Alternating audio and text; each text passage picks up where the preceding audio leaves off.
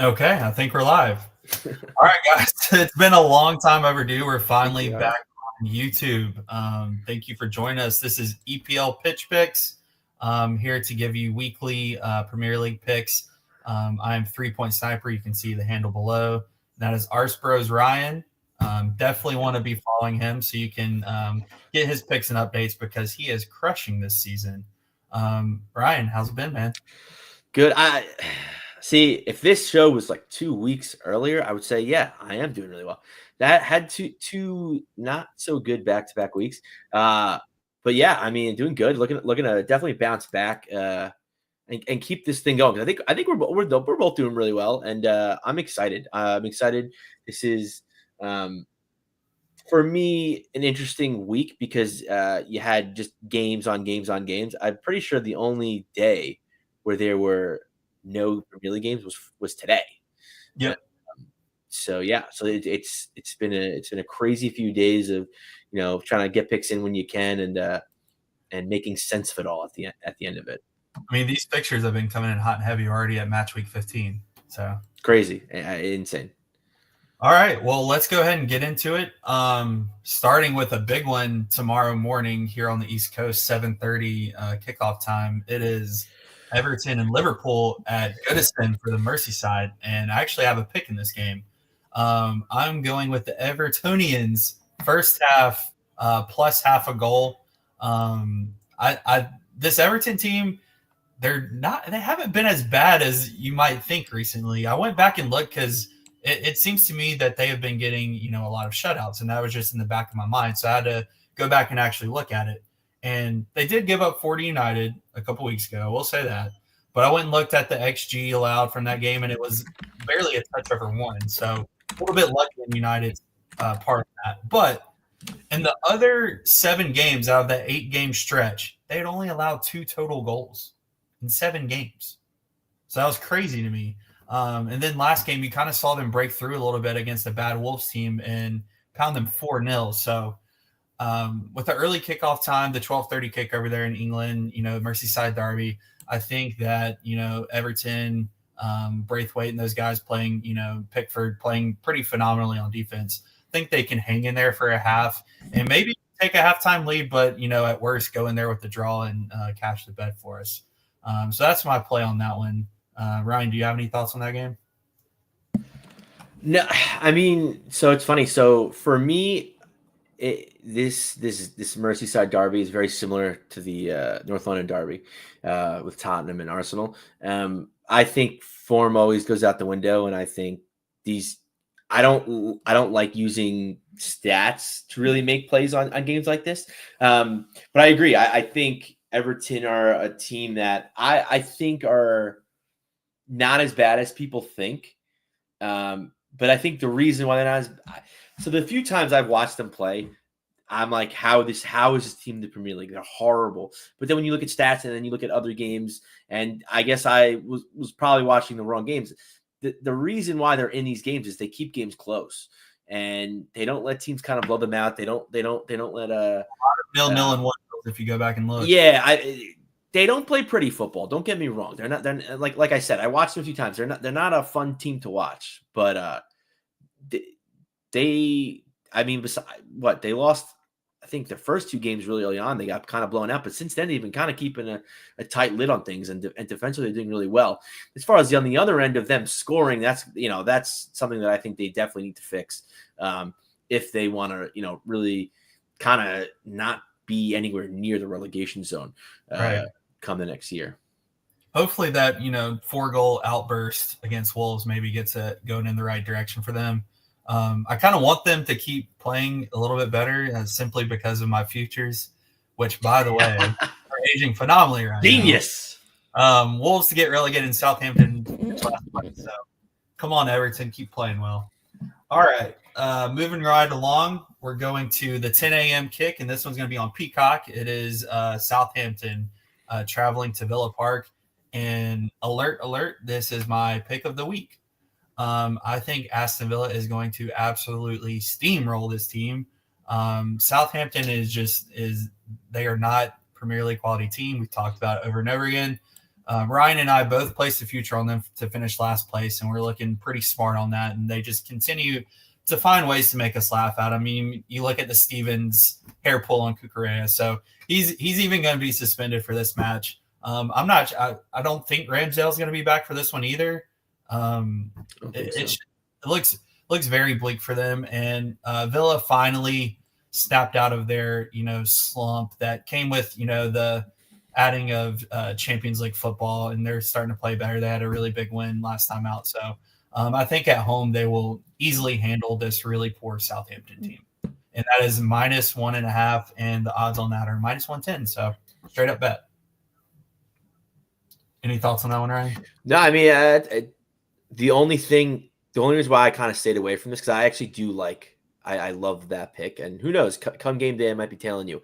The only thing that worries me is just this Villa team. I don't. Yes, they kind of slumped out of it in their last game, but this congestion of, again, the reason why they went into the slump was because of congestion of fixtures and because of Champions League football. Now we're kind of at the tail end of congestion football, so I don't know if they're going to keep this going or kind of just die. Well, I will agree with you on that. I don't know if they're completely out of the woods in regards to long-term form, but after getting an important win over the midweek and then you come back home and you get to play Southampton, it's at least going to carry you through the weekend, in my opinion. And they're probably really excited. Every team in the league is excited for this fixture because you can put up a 5 spot.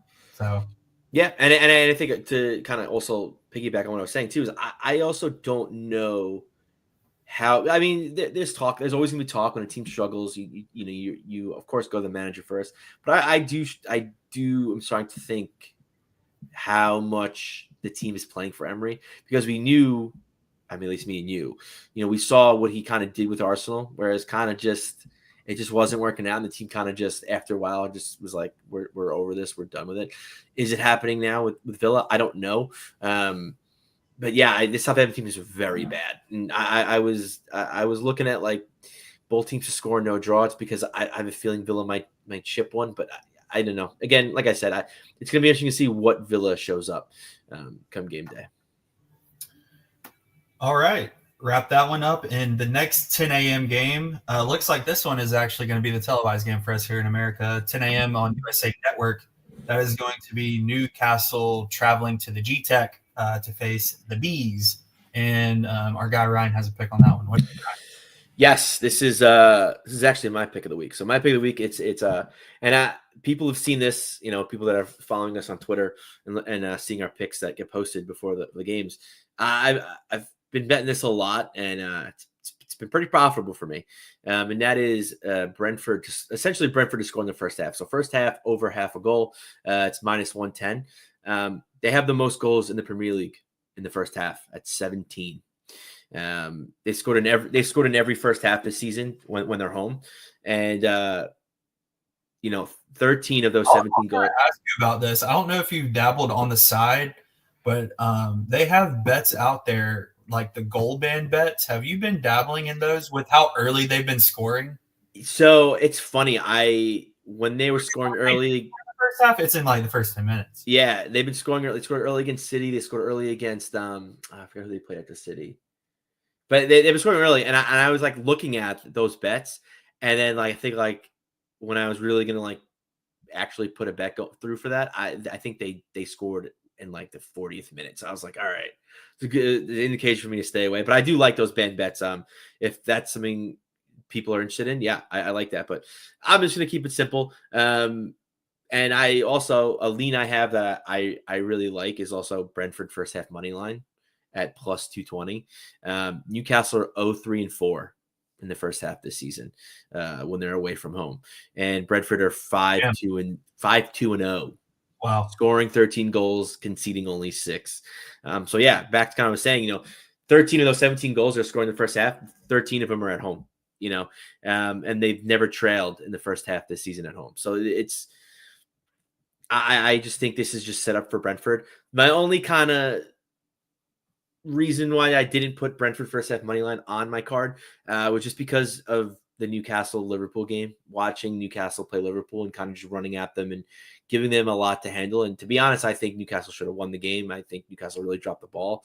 against Liverpool. I think they were all over Liverpool in that first half, which does give me a little pause in taking the outright money line.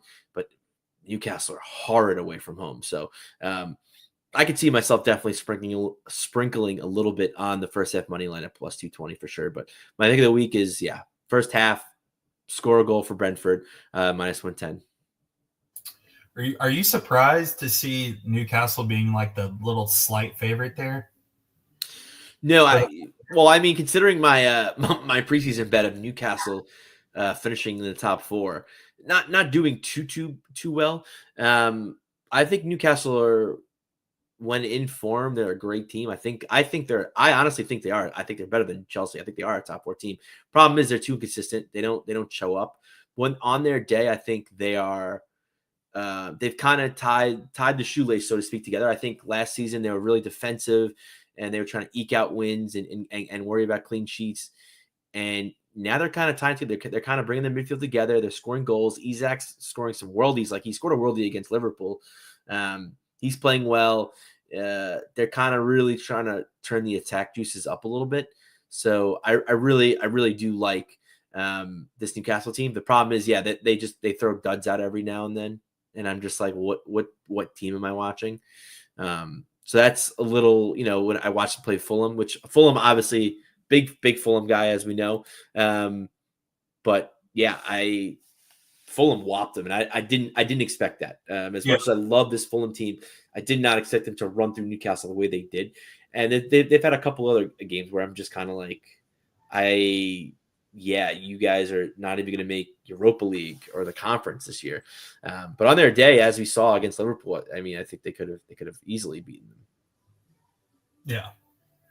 All right. I don't really have a ton of thoughts in that game, to be honest. I for some reason, I think Brentford's going to win it. So I like your play of the first half. But we'll see what happens. This could also be a 2-2 draw as well. Vegas is loving goals in this one. Total of 3.5. So it should be an exciting one to watch. Moving right along, moving to the last game in the 10 o'clock window tomorrow here on the East Coast. It's going to be coming to you from Peacock, and that is Manchester City visiting Selhurst Park. And Ryan's got a pick on this game. I've got a couple picks, which is basically the same pick, but I'll go ahead and let Ryan give his thoughts, and then I'll give mine at the end. Yeah, so we talked about Brentford being first in goals in the Premier League at 17. Man City is right behind them at 16. They're in second, and they have the most points in the first half away from home. They're 4-1-2, 13 points, 16 goals in the first half, 9 in the second half. They're a first half team. They do score. I mean, you see, like I said, 9 goals second half. They do score, but compared to 16 in the first half, I think they're just building momentum after their dominating performance against Forest, and I just don't know how Palace are going to handle this quick turnaround in games, because they're not playing Champions League football. They're not really playing extra games, so I think this might be a little too fast for them, especially with a team that they really rely on Eze. They don't really have pieces that could really, in my opinion, I think play across 3 games in a week, and I think City will just be well prepared because they're used to this. This is just their bread and butter. Just switching lineups up, coming every 3 or so days because they're just so used to Champions League. So yeah, I have Man City first half money line at plus 110. I think their money line is like -2 something. So I'm like, give me first half at plus 110 when they're notoriously a first half team. 16 goals in the first half. They're the best. They're the best point wise. They're the best first half team in the Premier League. So I mean, I think to me this is a no brainer, especially at plus money. Yeah, and I was kind of along the same thought process you, except I'm just gonna go ahead and pick the guy that does it. My 2 bets on this game, I'm gonna have. It's slacking a little bit. I mean, he scored 2 against Forest, right, or 1 against Forest, but that's what you get for talking shit to Mikel Arteta. Stay humble. Don't do that. Don't do that. But anyways, the bet's going to be Erling Haaland first goal scorer. That's plus 275. So fun bet there. And then I'm also going to take his anytime at minus 145 just as a security blanket. But I do think that he's going to be the first player on the score sheet in this game. Haaland, Ryan said it, since he try to act like a tough guy after the Arsenal match when they played like shit. It was really weird. He's gone on a little bit of a slump. He only scored 2 Premier League goals in his last 6 games, and hasn't scored at all in the last 3. But in those 6 games, he's still getting involved. He's averaging 5.5 shots over those 6 games. So this guy, as much as I hate him, he's cocky, he's ugly, I hate him, but he's inevitable. And he also has owned Crystal Palace in his time in the Premier League. He's faced them 3 times. He's got 5 goals, including a hat trick.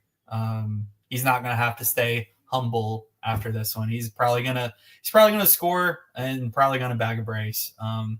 But I definitely like him to be the first one on the score sheet, especially with, I think Foden's out again.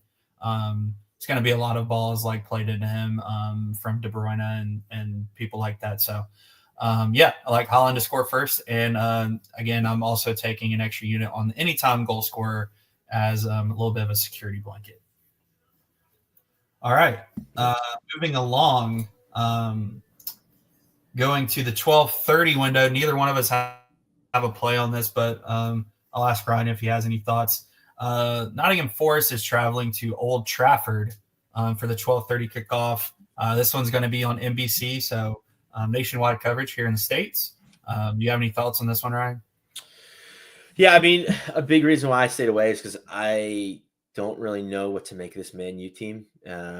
When Amorim took the team over, they started off really well. I definitely saw an idea of what he's trying to build with this United team, and I saw the team kind of play for him.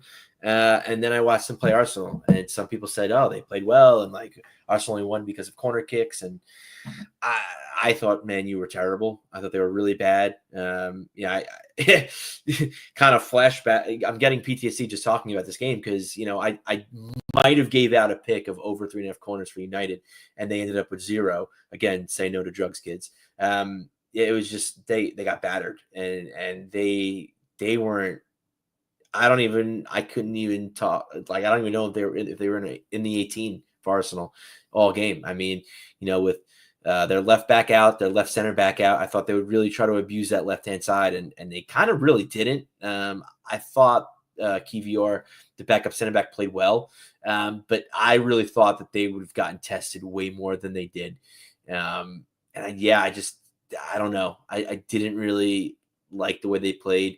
They sat, Rashford, I thought was an interesting choice. I kind of get it for the way the manager likes to play. He likes to press. He likes to play high intensity.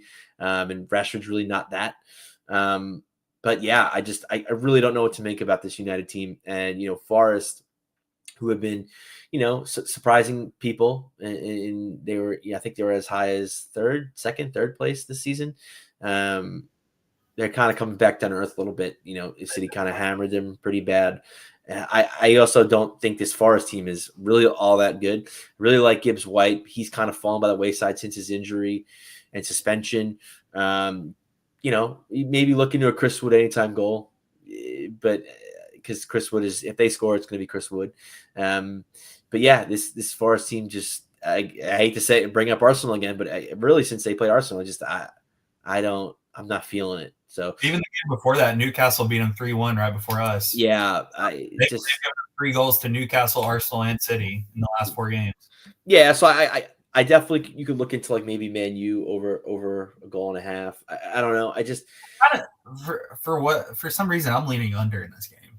Yeah, I like that too. I could totally see this as being almost like a stalemate because I do think United, after losing a big game to Arsenal, I could see them kind of trying to just build from the back and kind of play solid, play defensively, not ruffle feathers, and run at Forest. But then again, Forest like playing on the counter, so I think United will have to kind of run at Forest.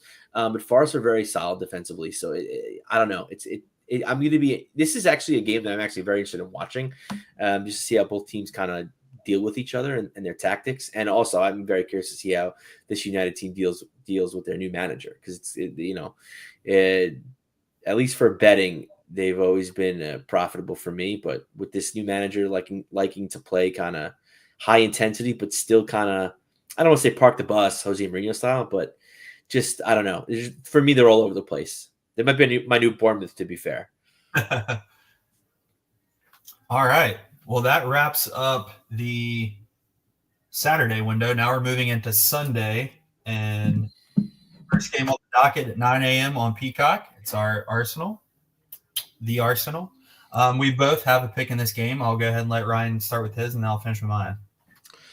Yeah, I mean, kind of keeping it a little simple here. Arsenal money line and over 1.5 goals at -115. I just don't think Fulham are going to be able to play their football that they normally play against us. Kind of more of like a free-flowing, quick attack from the wings, open kind of thing. It's just we're gonna, I think, shut them down. I think also they're, Fulham's back four. I actually think Fulham's back four is one of the more underrated back fours in the Premier League, but I just don't think they're built to withstand pressure. And with Odegaard back for Arsenal, I think Arsenal's going to give them nothing but pressure, pressure, pressure. And I think with that, Fulham will break. When Arsenal played Fulham, I believe it was last season. It might have been 2 seasons ago. No, I think it was last season.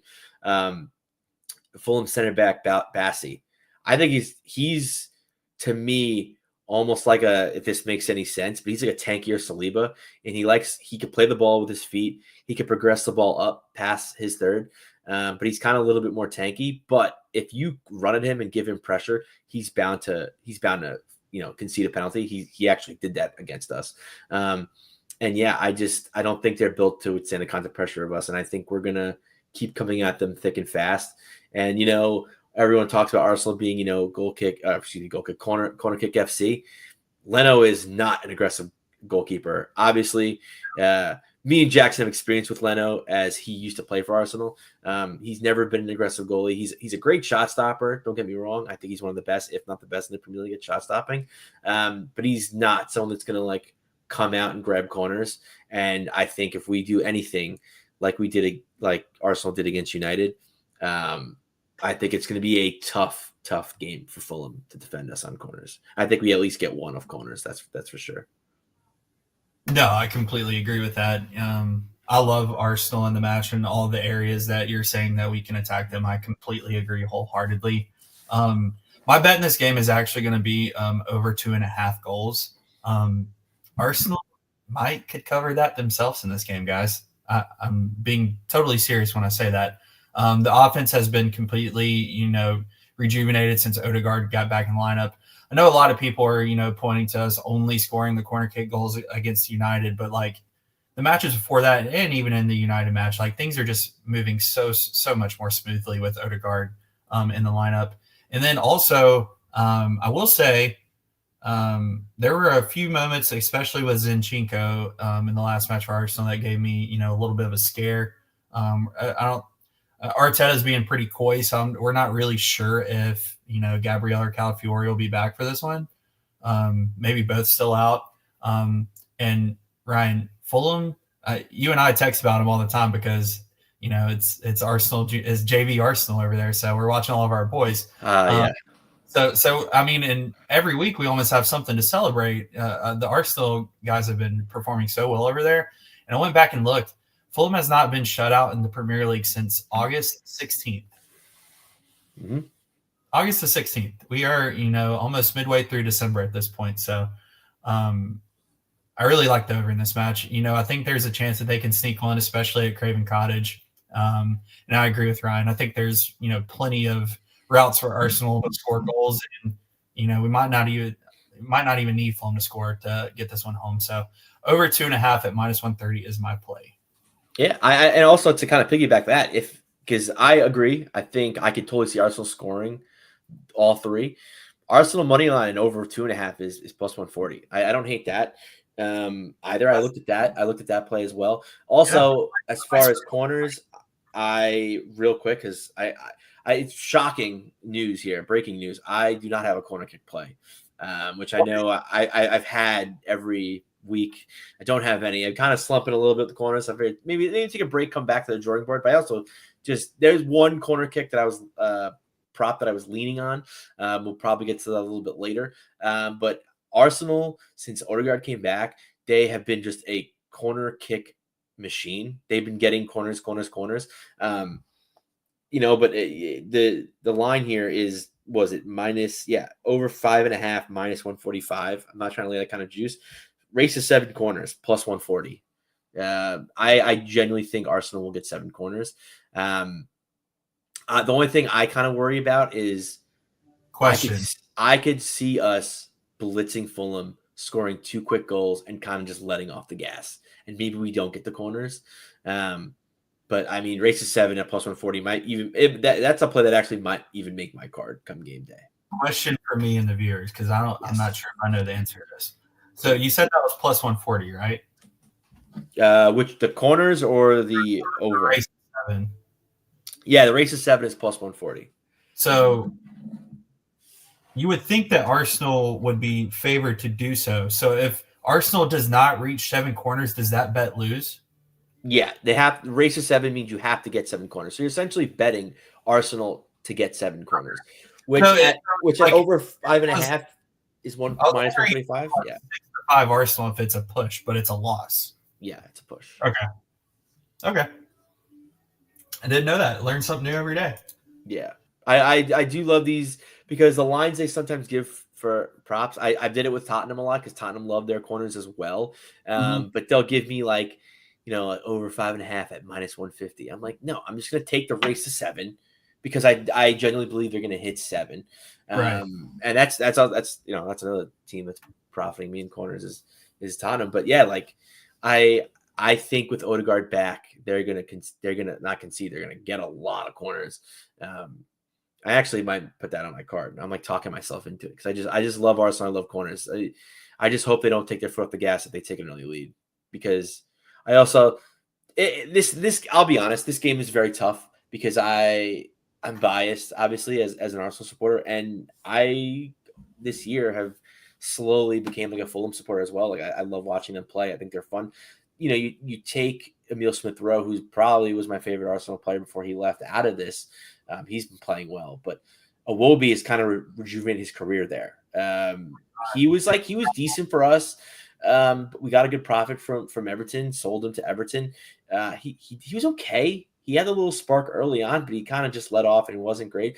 Since joining the Fulham squad, he is everything and more. He could play deep. He could play a deep lying midfielder. He could play the 10. He could play out wide. He completely took over the game in their last game. He scored a brace against Brighton. Just forcing mistakes from the goalie. He is a fantastic player to watch. And someone else who, I mean, he pulled his hamstring, but we're not going to watch him anyway because of the loan agreement. But Reece Nelson is someone who looks like his career is kind of been a little bit regenerated since playing for Fulham. He's recently, the last 3 or 4 games, he's been starting for them, and he's been a threat on that left-hand side.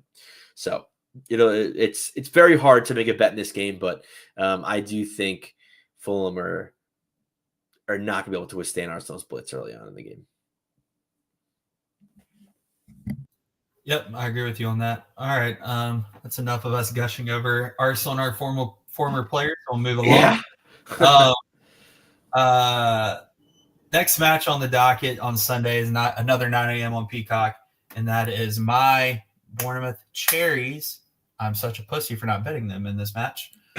Traveling to Portman Road to face Ipswich, and Ryan's got to pick on that one.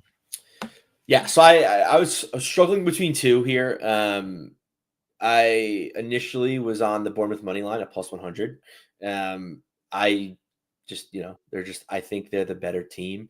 And I think Bournemouth are a team that I think they don't want to track meet. They just want to win and get out. So kind of was like, okay, Bournemouth, maybe they score 2, a 1-0 win. Because I think they would love nothing more than just a 1-0 win. Let's get out of here. Had a congestion of fixtures, really tested them for like the first time. And to me, I think they've kind of passed, at least for now. But I looked at the under 2.5 goals in the game. The under has hit 14 of the last 15 home matches for Ipswich as a home dog. 14. I saw that. I'm like, all right. And I mean, honestly, I like this play too because it kind of covers me in case like Ipswich kind of pulls out a random wonky goal and it's like a 1-1 game, which I could totally see happening. I could totally see his match ending 1-1. So I just said, let's just do it. I took under 2.5 goals at plus 115. But I could totally see people, definitely just going with Bournemouth money line at plus 100. It was something that just missed my card. So you came around on them this year just a little bit. I mean, beating Arsenal and beating City, yeah, kinda. I still think they're gonna turn into a Forest-like team in where they're just gonna fall off. Yeah. Because I think at the end of the day, they're solid in the back. They're not great anywhere. I think Semenyo is a phenomenal player. I think he needs to join a big six club next season. I think he's I don't want to say he's carrying the sport with teams. I think they're just solid everywhere, but he's clearly their best player. I really like the Semenyo guy, but I do think eventually when you get down to later on in the season, we're going to kind of see some cracks in this Bournemouth team. And I'll be there. Trust me, this team, I don't have a team figured out quite yet. I know we haven't talked in a while. I still don't have a team figured out. I will figure them out by the end of the season. They're going to crack soon. I feel it. I don't know, man. Loving on them in the preseason. They're doing right for me up in the top half of the table. Yeah. All right, moving right along. The last game at the 9 a.m. slate for Sunday. This one's going to be televised, USA Network. That is Brighton and Hove traveling to the King Power, and Ryan also has a pick in this one. Yeah, I mean, I just think there's going to just be a lot of goals. I think there's going to be I just think I really watched Leicester play West Ham a couple days ago, and it was a very interesting game. I think West Ham kind of dominated them a little bit, but Leicester just found ways to score. They found ways to score. I think Brighton is a tougher test for Leicester than think Brighton is a tougher test for Leicester than West Ham. And I think West Ham dominated Leicester. I think West Ham should have won. But I do think Leicester, again, they'll just, with Ruud van Nistelrooy at the helm, I think they're just going to find ways to score. But I think their gas is kind of just run out. I think they kind of really exhaust everything. So the way I was leaning, again, another lean, I had Brighton money line and over 1.5 at minus 105. But I ended up just taking both teams to score, no draw, plus 120. I want the plus money. You know me, I'm always chasing that plus sign. So I found the plus money at both teams to score, no draw. I just think Brighton are the better team, and I think they're going to handle them pretty properly. But I do think Leicester will sneak one in because they can do that. And I think with Ruud at the helm, he's kind of playing to Leicester's strengths a little bit. They're feeding Vardy through the middle, little over the shoulder balls. So I do think that they'll get one. But I expect Brighton to definitely get more than one and win this game. So if you're worried about a draw, well, yeah, I mean, it doesn't matter. You lose a Brighton money line over 1.5. But yeah, again, plus money. I want plus money. Give it to me. Give it to me now. Plus 120. Leicester, Brighton. Both teams to score. No draw. I like it. I don't have no thoughts other than what Ryan said. So I would certainly tell him if I took a bet in this match. Moving along to the last game on Sunday, that is 11:30. A big match, big six match. Chelsea is traveling to Tottenham Hotspur Stadium. Neither one of us have a pick in this game, but I'm sure Ryan has thoughts as well as I do. I was dangerously close, and it probably will happen on Sunday. And I'll tweet it out if I do, of taking Tottenham plus half a goal in this game. I believe don't get me wrong, Chelsea's having a phenomenal season, playing great, scoring goals, all that jazz. They are stat padding against some really bad teams, y'all. And teams that are even going down to 10 men, and that's inflating a lot of their numbers. If you go back and look at their Big Six matches this year, Arsenal drew them at the Bridge. They've lost to Liverpool. They've lost to City. They beat Newcastle. Not technically a Big Six, but they beat Newcastle 2-1. And Newcastle won the XG battle. They drew United. United won the XG battle. Cole Palmer has 0 goals, 0 assists against the Big Six. I think that this is a chance where you can kind of take advantage of their inflated price in the market a little bit. Tottenham's no angel, but I'm still not completely there on Chelsea, being a favorite on the road against the Big Six already. I'm just simply not there. So I'm probably going to take Tottenham. I haven't done it yet. It's not on my card, but I'll probably be there. What do you think, Ryan? Yeah, this was an interesting one. I looked at both teams to score no draw, -125. I think it's a lot of juice. I could see this game even being like a 2-2. Like I do see a lot of goals here. Over 3.5 is -120. I'm like, yeah, maybe, I don't know. A bet that I've found over the last couple of weeks that I like, and it's profited me a little bit, is both teams to score an over 2.5. I think that's too easy, and the books say the same thing at -210. I'm like, no, it's odd. I feel like you kind of have to go to a side, and I kind of agree. I don't really believe in either of these teams, to be fair. I like Chelsea a little more, but they have so many players on their roster. Like, I don't know who's going to play. I don't know who's going to start. I don't know what they're going to do. Do you think there's something to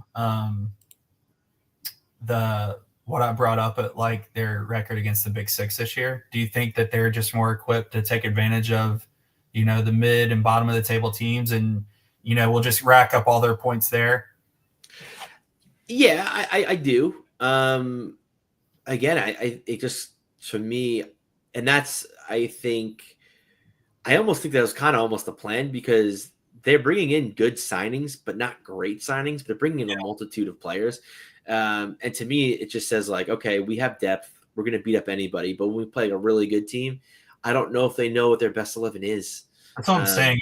It doesn't seem like they're able to, and like you said, it might be by design. It doesn't seem like they're able to like get like deep in the weeds, like tactically, when they're facing like the Big Six. They're just rolling with the same thing that they're doing against the little teams, which it works. But the numbers don't lie against the Big Six this year. So I mean, who knows? They could come out and kick the shit out of Tottenham, and Tottenham.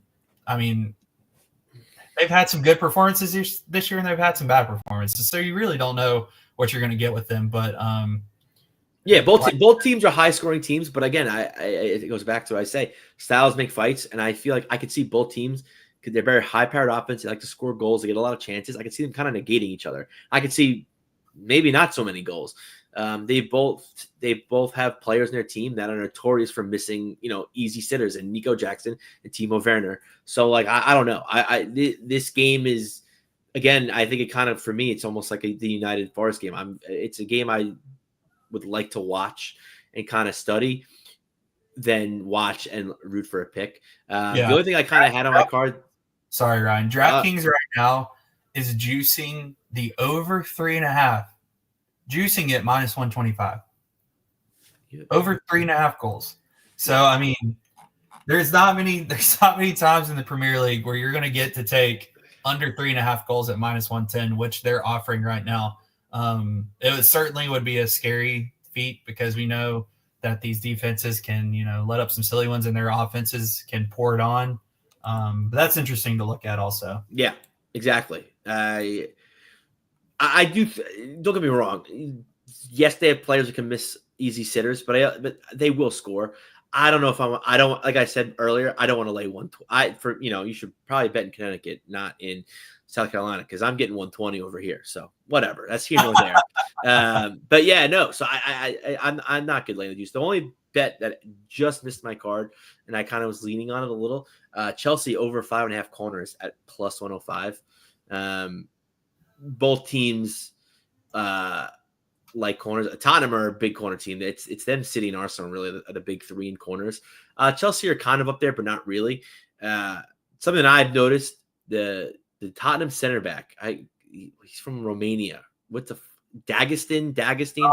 Yeah, he by himself concedes like 3 or 4 corners a game.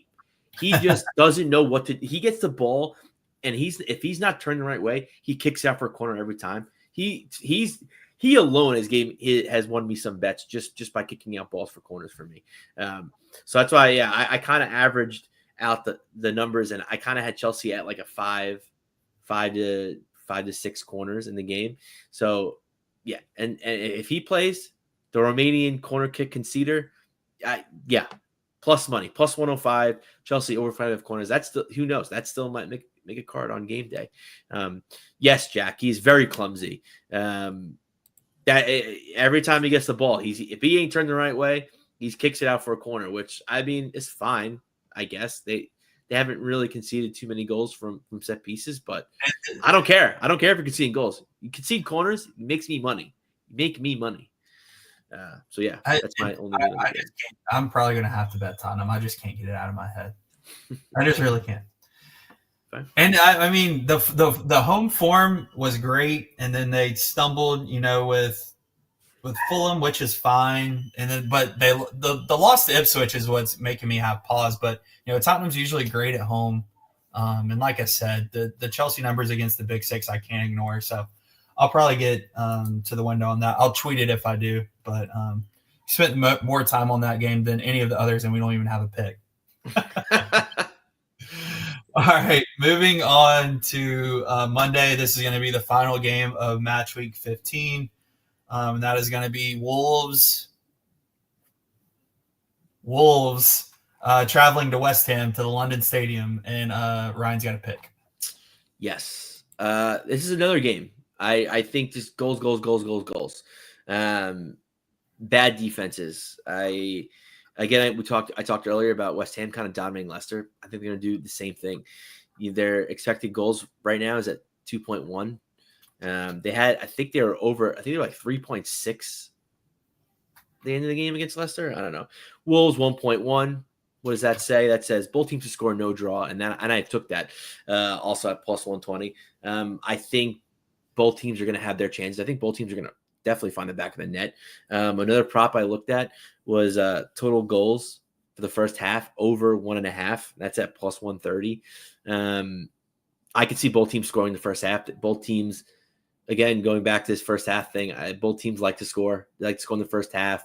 I don't know if West Ham. I don't know if Wolverhampton like to necessarily score in the first half, but more they like to concede in the first half. So I wouldn't even be surprised if they get 2 goals for the West Ham.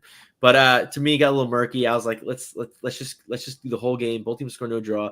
I do see there being a winner because they haven't drawn in 15 meetings with each other. The last 15 meetings, they have not drawn. I love that number. And also, West Ham have won the last 6 Premier League games at London Stadium that were on Mondays. So, sign me up. I love that. It's funny. I love those things, even though like some of those games where they had at ESPN stats, like so I mean, I love it. I love stats like that. I do. Granted, to be fair, I think some of those games maybe Mark Noble was playing. So it kind of goes back to where these players haven't probably some of them may not even have been born yet, especially 15 meetings. And it's funny. The last time they drew, Mark Noble actually scored. So yeah, it's to me, this is just both teams have really bad defenses. They're going to concede. I love West. I definitely like West Ham here. And I think West Ham are minus 115 on the money line. So if you like that, you take that too. You want to be a little safer. You don't think Wolves are going to score. Because they do. Wolves are by far the worst defense in the Premier League. It's 36 allowed. Yeah. It's not close. But the Wolves do come out games like really coming forward and putting the throttle on the gas. And West Ham don't have the best D either. Right. They leak some, like we talked about earlier with Leicester. Leicester didn't create too much, but they created enough. They won 3-1. And West, I think, I should probably look it up, but West Ham created over 3 xG. Leicester, I think, was like 1.6, and they won, and Leicester won 3-1. So yeah, I just West Ham on Mondays, just bet them. So bet them. That's it. Get relegated. Yeah, cash checks. That's true. Get Wolverhampton relegated for the sniper, please. All right. Well, that wraps up the slate for match week 15. Any final thoughts before we just rattle through our cards? We don't have graphics today, guys. Sorry, we're just picking things back up. We should get those going soon at some point, but we just wanted to definitely get on video for you guys since it's been so long. But do you have any final thoughts before we rattle through our card? Uh, Not really. I'm very positive. If people say when you love your pick so much, it's not a good thing. I just I like this slate. I I like what you like picked. I like what I picked. I think you could yeah. pick. I think I do. I it's going to be very interesting to see some of these games. There's quite a few games in my opinion that I I mentioned them when we talked about it earlier. I don't have picks, but they're going to be interesting. They're going to be interesting to see where teams are. This is kind of the point in the season where teams are starting to get familiar with the way they want to play. Some managers have changed, and that Christmas is coming. The fixture list is only going to get more complex and harder, and more games, more days, or more games, less days. Yeah, it's going to be to see what teams float and which teams sink. So I think this is going to be a very interesting week. For sure. My final thoughts are put South Carolina in the college football playoff, you cowards. All right. All right. So now I'll rattle off my card and then I'll give Ryan a chance to rattle off his. So, first pick is Everton first half, plus half a goal, minus 130. Aston Villa minus a goal and a half. That's minus 110. Holland first goal scorer in the match plus 255. And then I also took him as anytime goal scorer, minus 145. And then Arsenal Fulham over 2.5 minus 130.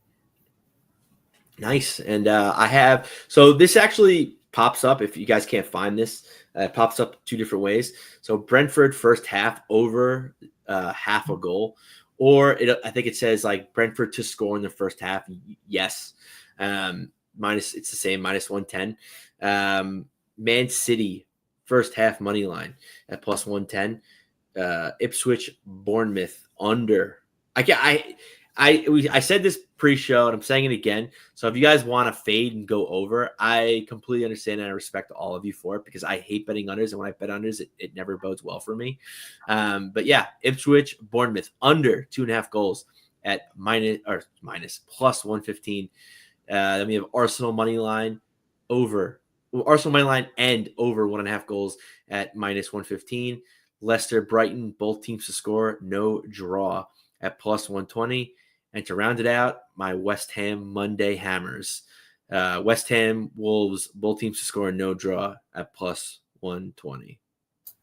Boom. Oh, and my pick of the week was Aston Villa minus 1.5. I know I said that earlier, but just wanted to reiterate that. And yours was Brentford to score in the first half. Yeah, first half. I don't know. I keep looking at my board of my picks. I might be adding that Brentford first half money line at plus 220. Plus, I always get nervous when I see plus 200 anything. I'm like, do I really want to add this to my card to give out to the people?